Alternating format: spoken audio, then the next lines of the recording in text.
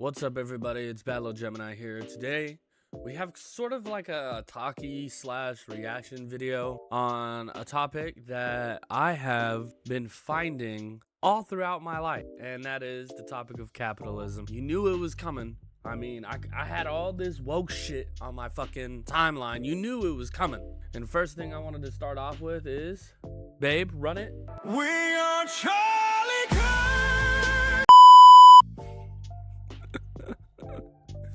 Let's get into the video, guys. Too hot, bitch, I'm fine. Why you try and get my vibe? We too hot, bitch, I'm fine. Why you try and get my vibe? Bitch, I'm up and I'm stuck. Get this shit right, I do not. What you want? Get it crackin' to the fuck. Capitalism is inevitable. It is the natural order of things, a part of human nature. It is the objective, neutral, non-ideological reflection of how the world works.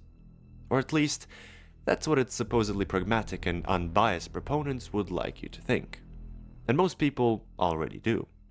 Capitalism is the worst economic system except for all the others. Capitalism isn't perfect, but it's definitely the best economic system ever invented. Fuck Prager you.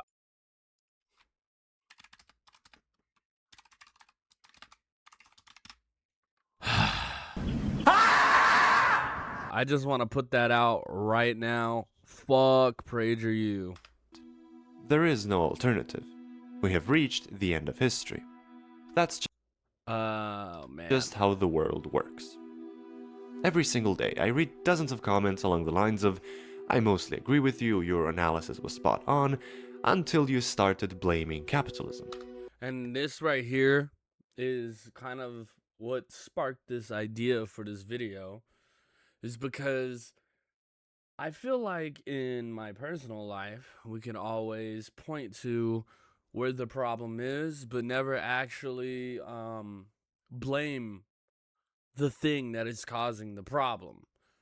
And I've noticed this just among many people. I do talk a lot about politics and stuff. And I've just noticed this. We're able to criticize capitalism in a way where we could like see the flaws in the system, right? We could all agree that like not having cheap healthcare or universally free healthcare is like a fucking atrocity on your fellow man. You know, people dying because they can't get the health care they need because it's hidden behind a paywall is inherently violent. And we could all agree that that's inherently violent. But the second you say it's because healthcare is privatized and there is a profit incentive, and because of that profit incentive, it's actually more likely that you won't get the help you need because they make more money off of you not getting the help you need. And see, and that's the thing. People don't want to admit that's just a part of capitalism that we live with every day, especially in America. And this just kind of like sparked this idea for this video. Communism has already been tried and it failed. I've heard this one a lot too. The critiques on any form of socialism is always met with either extreme fear or like you're delusional or you're crazy, even though that there's a rich history of socialists who have given our rights in America, or just human rights in general, especially when we look at like workers' unions, the 6-day work week, you know, being able to have X amount of time required to be off throughout a year, like having that X amount of vacation time throughout the year, having insurance. All those things come from socialists fighting for that. But we're never able to actually look into it. I also wanted to make a point, but also getting paid fairly comes from those people fighting for your right.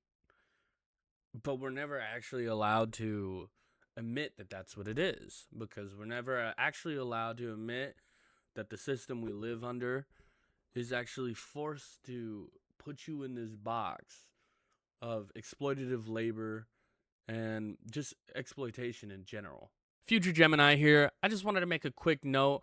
Being forced into labor because there's no other way to basically live isn't freedom, it's coercion.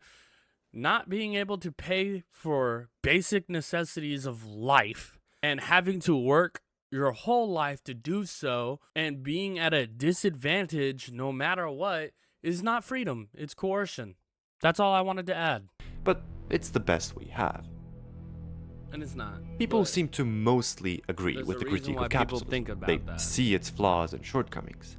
But for many, considering any kind of radical change, any kind of novel alternative, entices fear more than anything else. Despite Yeah. being flawed and outright cruel in the eyes of many, capitalism is still treated as a comfort zone, as an Yeah. imperfect protection from the horrors that might await us if we try to change it. You know, and I just had this thought, but there's a reason why, like, literally every dystopic work of, like, fiction revolves around, like, fucking companies having the ability to do, like, military action, and, you know, people are paying for everything. People live in squalor. There's a reason why, like, Cyberpunk and fucking 1984, Fahrenheit 451, Animal Farm. You know what I'm saying? Like every piece of like dystopian fiction revolves around the concept of like runaway capitalism. Anyways, To justify their conservatism, the partisans of the established order cannot really call it ideal or wonderful. Instead, they have decided to say that all the rest is horrible. Sure, they say, we may not live in a condition of perfect goodness, but we're lucky we don't live in a condition of evil. Our democracy and that in itself is a contradiction because, especially in America, because literally everywhere outside of America has been affected or exploited by America, but they want you to think that if America doesn't do it, then somebody else will come in and do that. But all over the world, they're coming into our country from Africa, from Asia. And you know who's being hurt the most by millions of people pouring into our country? The black population and the Hispanic population. The crime is going to be tremendous. The unions are suffering because of it. They're poisoning the blood of our country. That's what they've done. So, next part of this video, I want to talk about how the liberalism to fascism pipeline, right? And the reason why I want to talk about this is because when capitalism can't outwardly exploit, which is what we call colonialism, that then will turn in on itself and become fascism. You would think that at a time when economic stratification and marginalization are running rampant, a time where the rich grow richer at the expense of everyone else, politicians would tailor their rhetoric to tackle the real issues at hand and not just stir division amongst races, genders, creeds, and religions. But they don't. Why do figures like Donald Trump point the finger at immigrants as though they are the reason for economic instability and not oligarchs? Will he ever mention the fact that in 2022 alone, undocumented migrants paid nearly $100 billion in tax revenue while being shut out of the very programs they helped fund? Why is the blame for a failing economic model rarely placed on the model itself, but instead transferred to groups who are already having a hard enough time? Why does this economic instability lead to divisive in-group, out-group rhetoric and not toward a productive discussion about the innate instability of the economic model we live under? I hope I can answer that question by the end of this video. So when we look at the topic of immigrants, their work is exploited and used for the better of the country, and I'll air quote that, but they're extremely marginalized and they get nothing but the scraps of what this country has to offer. And not only do we get the scraps of what this society has to offer, we're constantly pinned towards each other.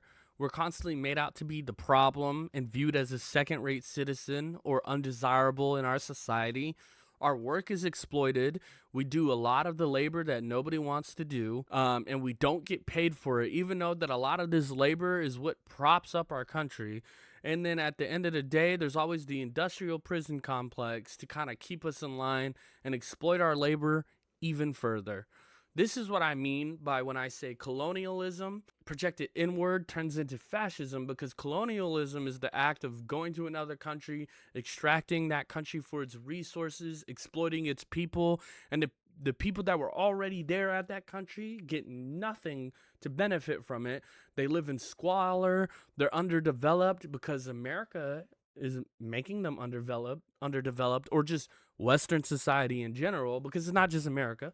Whereas when that turns inward on itself, there's an in-group, out-group, right? So there is these marginalized groups of people who are looked as a second-rate citizen, and then there's the upper class, the fucking people who get to reap the benefits of all this exploitation and maintain social order.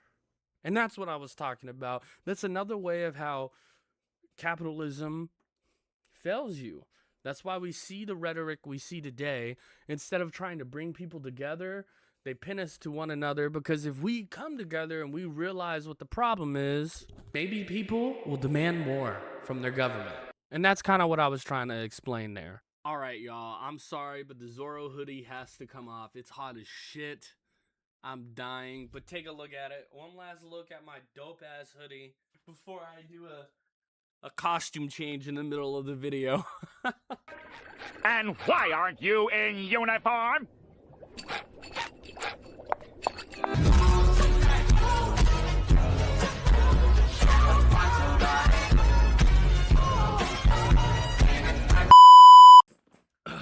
That's more like it. So as I was saying, if we start to demand more from our government, then the rich elite, the powerful, the capitalists will do whatever they can to not lose the power that they have, because it's all profit incentive.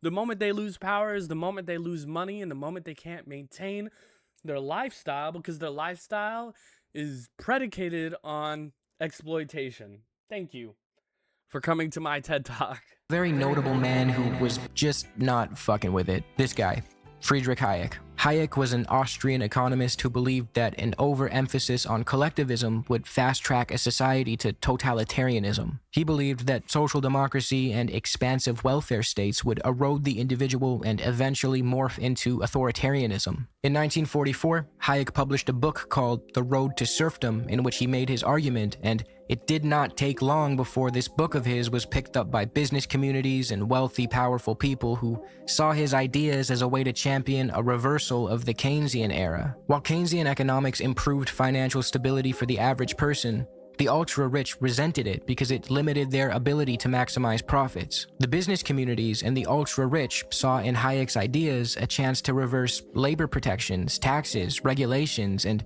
usher the world back into an era where unfettered capitalism ruled supreme. An era where they could grow their wealth exponentially without having to worry about who or what they exploited. And what does that sound like? Does that sound familiar? This is another prime example, you see, because it's never about actually helping their constituents. It's always about profit. The profit motive makes them want to control and dominate the working class, right? And even in social democracy, which is not left at all, right? It's not, it's centrist at best. They still weren't happy with it because they don't want any forms of socialism to come about or come to fruition, because if one does and it does it successfully, then other countries, peoples will look at that and be like, why don't we have that? And this is the main reason why America today really has this thing with China, where we have to condemn everything China does, even if they do something dope, I don't know, establish their own space station or build these incredible structures that better the lives of their people, right? But we always have to be in this framework of thought where, oh no, but that's because it's totalitarian.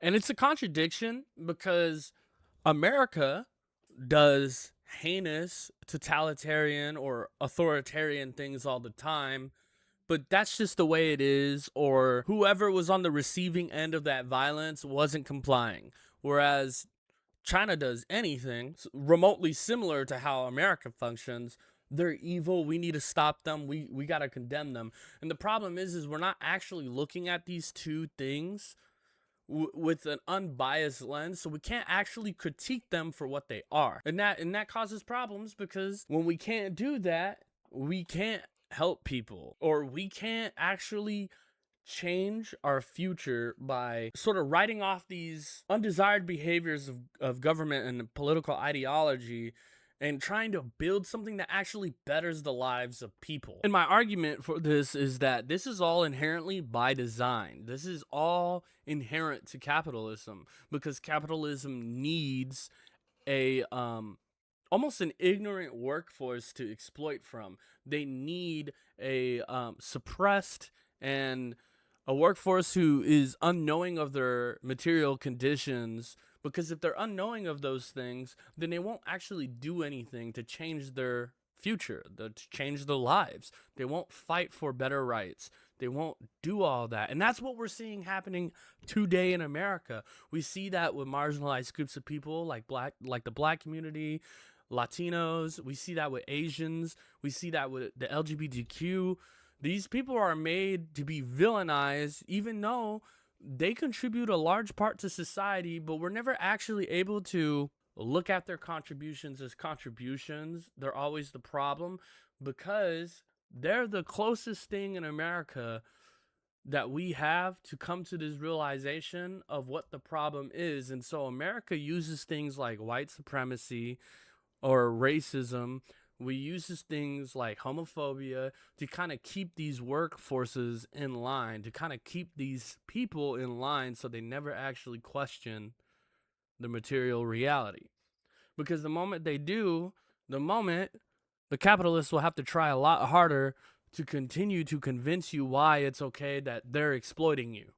So this is just some of the things I wanted to talk about today. I wanted to take a couple of different videos, talking points from videos to kind of just jump off from, give my thoughts. I want to now turn it back to you and ask you guys what your feelings on capitalism is, because this is a lot of the reasons why I have the worldview I have, is because I've become disillusioned with it. I'm fucking almost 30. I'm struggling I don't even live by myself. I live with my parents. Literally, when I was like 18 and I first got my own apartment, I had a 3-bedroom apartment for under $900. All right. And now you'd be fucking remiss to find a 3-bedroom apartment for under $2,000. And, you know, we don't look at these things as problems. We just, oh, that's how the market is. But it's not. Because the market continues to go up, even though we continue to not get paid what our labor is actually worth. And it's because we don't own the means of our production to where companies could get to exploit us like this. And it doesn't matter to them, because at the end of the day, people need houses to live. People need healthcare to live. People need these things, and so they'll pay whatever fucking price they give them. And that is why I don't necessarily think like capitalism hasn't done what it needed to do, because we have come a long way through this, but I think we need something better. So I'm going to now turn it back to you and ask you guys what you think. What are your thoughts? Let me know down in the comments. Sending your ass to Venus, but like I thought she fiendin'. She off a beam, they dreaming. Probably get her wet, slipping and sliding. Give me a clock, I'm a demon. Nighttime bitch, got a scratch and a screaming. Nighttime bitch, got a scratch and a screaming.